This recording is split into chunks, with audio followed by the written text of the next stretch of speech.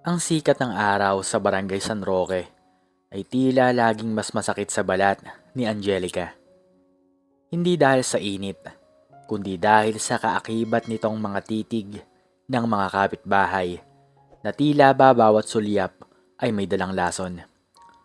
Sa edad na 32, si Angelica ay kabisado na ang bawat bulong, bawat tawa, at bawat pag-iwas ng tingin ng mga taong nakapaligid sa kanya.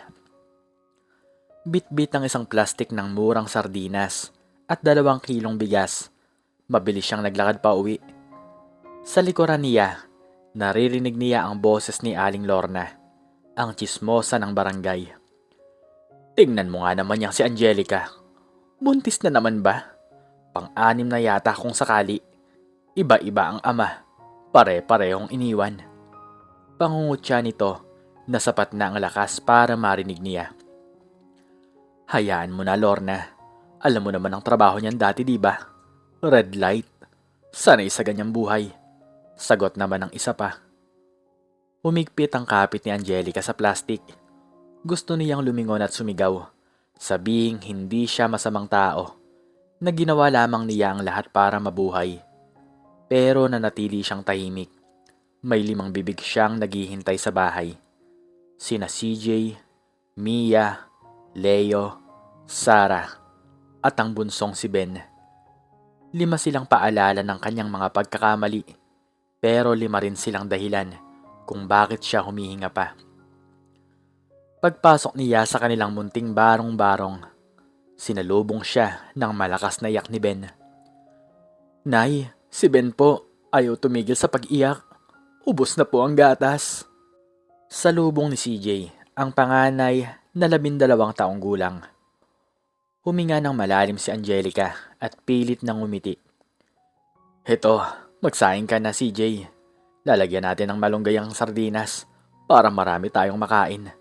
Ako na ang bahala kay Ben. Habang pinapatahan ng bata, isang marangyang itim na sasakyan ang huminto sa tapat ng kanilang dampa. Isang bagay na hindi kailanman nangyayari sa eskinita ng San Roque. Bumukas ang pintuan ng sasakyan at lumabas ang isang lalaking nakasuot ng dekalidad na navy blue suit. Matangkad, matikas, at may mukhang tila galing sa isang banyagang magasin. Siya, si Gabriel Valderrama, ang nag-iisang tagapagmana ng Valderrama Mall Corporation, ang pinakamalaking chain ng mga mall sa buong bansa. Nagkagulo ang mga kapitbahay. Naglabasan ng lahat para usisain ang banyagang presensya sa kanilang lugar. Dito ba nakatira si Angelica Santos? Tanong ni Gabriela sa isang bata sa labas. Nang ituro ang kanyang pinto, kumatok ang bilyonaryo. Lumabas si Angelica. Karga pa rin si Ben at bakas ang gulat sa kanyang muka. Sino po sila? Tanong ni Angelica. Tila depensiba. Tumingin si Gabriela sa kanya ng diretsyo. Walang panghusga sa kanyang mga mata, kundi isang uri ng paghanga na hindi ba kailanman nakita ni Angelica mula sa isang lalaki. Angelica, ako si Gabriel. Maaari ba tayong mag-usap sa loob?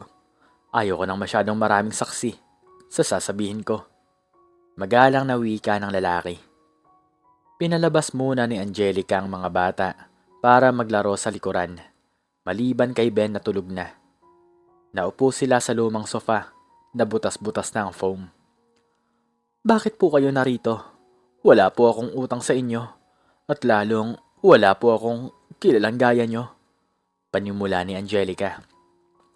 Ngumiti si Gabriela. Naalala mo ba ang gabing umuulan? 3 taon nang nakararaan. Sa labas ng isa sa mga mall ko sa Makati, may isang lalaking inatake sa puso sa parking lot. At lahat ay umiiwas dahil natatakot madamay. Isang babae ang lumapit, nag-CPR at tumawag ng ambulansya bago mabilis na nawala nang dumating ang mga medics. Natigilan si Angelica. Iyon ay matagal na. Ang lalaking yun ay ama ko, si Don Roberto. Bago siya pumanaw noong nakaraang buwan, ang huling hiling niya ay mahanap ang babaeng nagbigay sa kanya ng dagdag na 3 taon para maayos ang aming pamilya. Kinuha ko ang lahat ng private investigators para hanapin ka. Paliwanag ni Gabriel.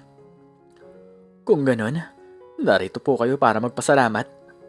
Sige, tatanggapin ko po ang kahit na anong donasyon at pakiusap. Umalis na po kayo rito, bago pa po kayo mapagkamalan ng mga tao. Pagtataboy ni Angelica. Ngunit hindi nagpatinag si Gabriel.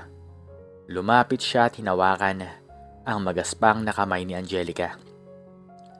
Hindi lang pasasalamat ang dala ko, Angelica. May 3 linggong pagmamanman ako sa'yo mula sa malayo. Nakita ko kung paano ka lumaban.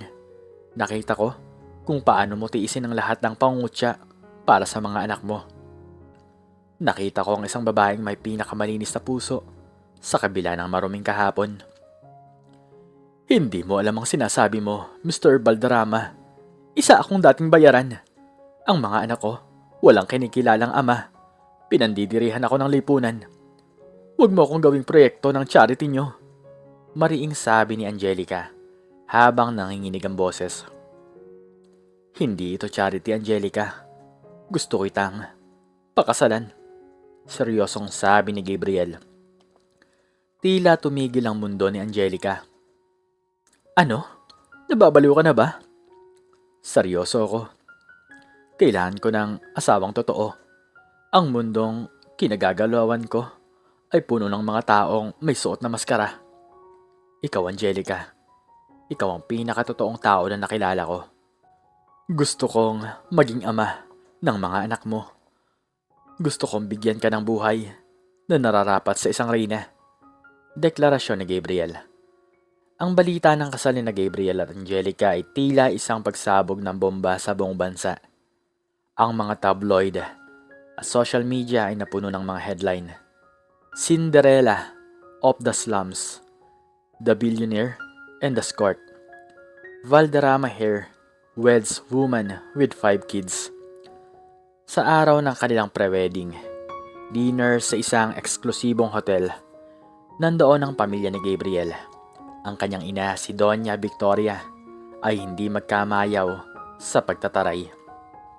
Gabriel, hindi mo ba naiisip ang kahihiyang idinudulot mo sa atin? Ang babaeng yan, siya ay disgrasyada. 5 anak sa 5 magkakaibang lalaki. Sigaw ng Donya sa harap ng maraming panauhin. Lahat ng mga mata ay nakatuon kay Angelica na nakasuot ng isang simpleng puting gown. Ramdam niya ang panginig ng kanyang tuhod. Naisip niyang tumakbo na lang pabalik sa San Roque. Ngunit bago pa siya makakilos, naramdaman niya ang matibay na bisig ni Gabriel sa kanyang baywang. Ina, mahina ang suway ni Gabriel, ngunit may otoridad ang boses. Ang 5 batang yon ay hindi kahihiyan. Sila ay mga biyaya. At kung iniisip niyo ang nakaraan ni Angelica, tandaan niyo to. Mas masahol pa ang mga taong nagpapanggap na banal, ngunit may masasamang balak sa kapwa, kaysa sa isang babaeng nagpakababa para itaguyod ang kanyang pamilya. Humarap si Gabriel sa mga bisita, kinuha ang mikropono at itinaas ang kanyang baso. Marami sa inyo ang tumitingin kay Angelica at nakikita ang kanyang kahapon. Ngunit kapag tumitingin ako sa kanya, nakikita ko ang aking hinaharap. Nakikita ko ang isang babaeng hindi sumusuko sa buhay kahit tinalikuran na siya ng mundo. At sa mga nagtatanong tungkol sa kanyang 5 anak, mula sa araw na to, dala na nila ang apelyidong Valderrama. Sino mang insulto sa kanila ay kailangan dumaan muna sa akin. Natahimik ang buong bulwagan. Si Angelica sa unang pagkakataon sa loob ng maraming taon ay nakaramdam ng kaligtasan. Luha ng kagalakan ang pumatak sa kanyang mga mata. Makalipas ang ilang linggo, ginanap ang kasal. Hindi ito ang grandeng gaya ng inaasahan ng marami, kundi isang pribadong seremonya sa isang maliit na kapilya. Ang 5 anak ni Angelica ay nakasuot ng maliliit na barong at gown. Pagkatapos ng seremonya, habang naglalakad sila palabas ng simbahan, hinarap ni Angelica ang kanyang asawa. Gabriel, bakit mo talaga ginawa to? Alam nating dalawa na maaari kang makakuha ng kahit na sinong babaeng gusto mo. Yung dalaga, yung mayaman, yung walang bahid ng dumi. Tanong ni Angelica habang nakatanaw sa kanilang mga anak na masayang naglalaro sa garden ng resepsyon. Humarap si Gabriel at hinawakan ang kanyang muka. Angelica, ang dumi ay nahuhugasan, pero ang katatagan ng loob ay bihira. Hindi naman kita pinili dahil kailangan kitang iligtas. Pinili kita dahil sa mundong ito na puno ng mga material na bagay. Ikaw lang ang nakapagpaalala sa akin kung ano ang tunay na kahulugan ng pagmamahal. Iyon ay ang pagsasakripisyo ng sarili para sa iba. Pero ang mga tao, hindi sila titigil sa pagsasalita. Kinakabahan pa rin sabi ni Angelica. Hayaan mo silang magsalita, Angelica. Sa loob ng aking mga mall, ang mga tao ay bumibili ng mga bagay para maging masaya. Pero ako, sa labas ng aking mall, nahanap ko ang tanging bagay na hindi mabibili ng pera. Ang isang pamilyang handang lumaban kasama ko. Lumapit ang 10 taong gulang na si Mia at niyakap ang binti ni Gabriel. Daddy, pwede po ba kaming kumain ng maraming cake? Ngumiti si Gabriel at binuhat ang bata. Kahit lahat ng cake sa mundo, Mia, ibibigay ko sa inyo. Tumingin si Angelica sa kalangitan. Ang araw na dati tila nagpaparusa sa kanya ay tila nagbibigay na ngayon ng init at pag-asa. Wala na ang mga bulong ng Barangay San Roque. Wala na ang pangungutya ng mga taong hindi alam ang kanyang kwento. Sa bawat hakbang niya palayo sa kanyang madilim na nakaraan, alam ni Angelica na hindi siya nag-iisa. Ang babaeng dating bayaran, ang inang minamaliit ng lipunan, ay isa na ngayong asawa ng isang bilyonaryo. Hindi dahil sa swerte, kundi dahil sa wakas, nahanap siya ng isang pusong kasing tapang ng sa kanya. Habang naglalakad ang pamilya patungo sa kanilang bagong buhay, narinig ni Angelica ang boss si CJ. Nay, totoo po ba? Hindi na po tayo babalik sa dati? Hinawakan ni Angelica ang kamay ng kanyang anak at ang kamay ni Gabriel. Hindi na, anak. Dahil ang tunay na yaman ay wala sa mga mall na pag-aari ng daddy nyo. Ang tunay na yaman ay narito sa atin. Sa pagkakataong magsimulang muli ng may dangal. Sa ilalim ng paglubog ng araw, ang anino ng 7 tao ay naging isa. Isang pamilyang binuo, hindi ng dugo o ng pera, kundi ng pag-ibig na humigit sa lahat ng panghuhusga ng mundo. Isang epikong pagtatapos para sa isang bagong simula.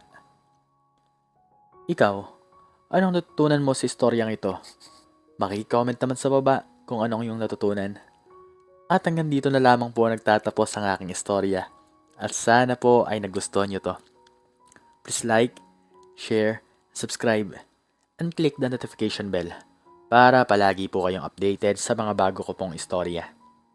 Muli ay maraming salamat po at God bless us all.